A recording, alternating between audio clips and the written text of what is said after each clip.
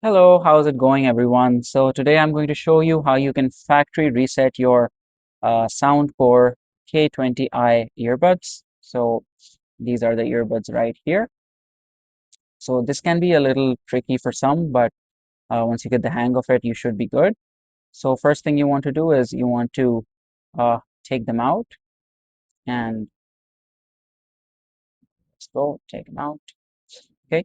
And now you want to just hold the touch areas, which are these. All right. So we're going to go ahead and just hold them like that for about like 10 seconds. And ideally, you want these inside your ear so that it gives you the sound indication when it triggers, all right, when the factory reset triggers. And once you hear the sound, you can let go and then just put them back inside the case. The light will show up. Just put them there for like 10 seconds or so.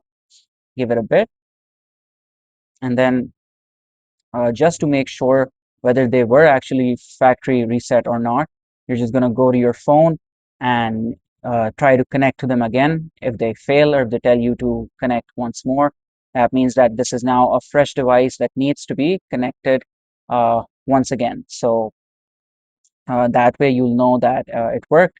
However, if they just connect as usual, that means that it was not successful and you might need to try it again. All right.